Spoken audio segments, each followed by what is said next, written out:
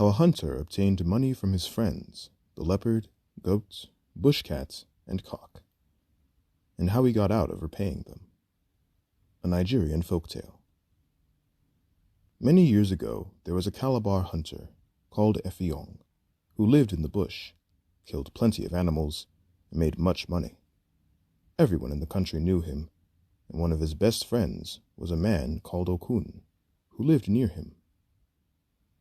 But Effiong was very extravagant, and spent much money in eating and drinking with everyone, until at last he became quite poor, so he had to go out hunting again.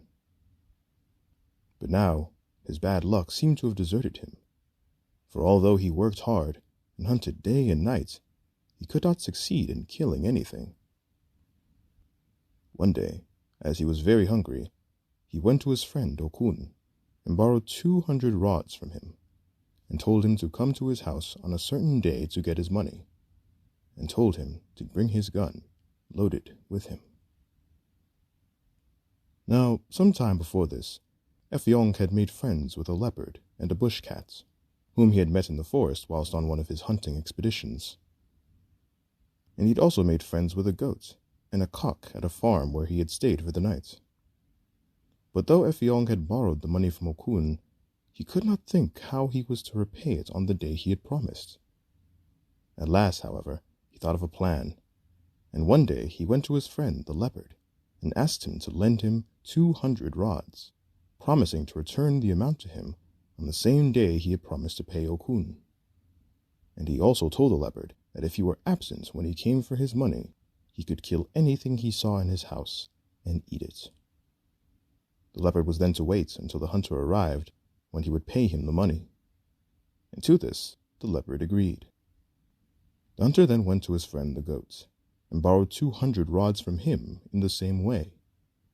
Effiong also went to his friends, the bush cat and the cock, and borrowed 200 rods from each of them on the same conditions, and told each one of them that if he were absent when they arrived, they could kill and eat anything they found about the place. When the appointed day arrived, the hunter spread some corn on the ground, and then went away and left the house deserted.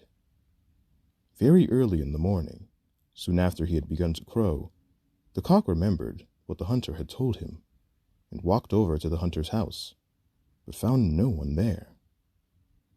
On looking round, however, he saw some corn on the ground, and being hungry, he commenced to eat. About this time, the bush cat also arrived, and not finding the hunter at home, he too looked about, and very soon he espied the cock, who was busy picking up the grains of corn. So the bush cat went up very softly behind, and pounced on the cock, and killed him at once, and began to eat him. By this time the goat had come for his money, but not finding his friend, he walked about until he came upon the bush cat, who was so intent upon his meal off the cock that he did not notice the goat approaching. And the goat, being at rather a bad temper at not getting his money, at once charged at the bush cat and knocked him over, butting him with his horns. This the bush cat did not like at all, so, as he was not big enough to fight the goat, he picked up the remains of the cock and ran off with it to the bush, and so lost his money, as he did not await the arrival of the hunter. The goat was thus left master of the situation, and started bleeding, and this noise attracted the attention of the leopard, who was on his way to receive payment from the hunter. As he got nearer, the smell of goat became very strong, and being hungry, for he had not eaten anything for some time, he approached the goat very carefully. Not seeing anyone about, he stalked the goat and got nearer and nearer until he was within springing distance. The goat, in the meantime, was grazing quietly, quite unsuspicious of any danger, as he was in his friend the hunter's compound. Now and then he would say "bah," but most of the time he was busy eating the young grass and picking up the leaves which had fallen from a tree of which he was very fond. Suddenly, the leopard sprang at the goat, and with one crunch at the neck brought him down. the goat was dead almost at once, and the leopard started on his meal.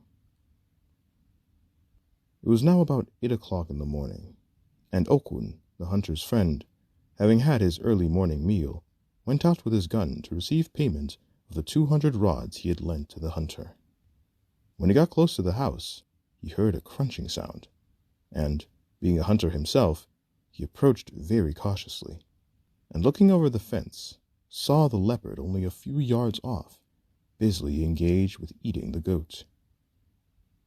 He took careful aim at the leopard and fired, whereupon the leopard rolled over, dead. The death of the leopard meant that 4 of the hunter's creditors were now disposed of, as the bush cat had killed the cock, the goat had driven the bush cat away, who thus forfeited his claim, and in his turn the goat had been killed by the leopard, who had just been slain by Okun. This meant a saving of 800 rods to Effiong, but he was not content with this, and directly he heard the report of the gun, he ran out from where he had been hiding all the time, and found the leopard lying dead, with Okun standing over it. Then, in very strong language, Effiong began to upbraid his friend, and asked him why he had killed his old friend the leopard, that nothing would satisfy him, but that he should report the whole matter to the king, who would no doubt deal with him as he thought fit. When Effiong said this, Okun was frightened, and begged him not to say anything more about the matter, as the king would be angry. But the hunter was obdurate, and refused to listen to him. And at last Okun said, "If you allow the whole thing to drop and will say no more about it, I will make you a present of the 200 rods you borrowed from me." This was just what Effiong wanted, but still he did not give in at once.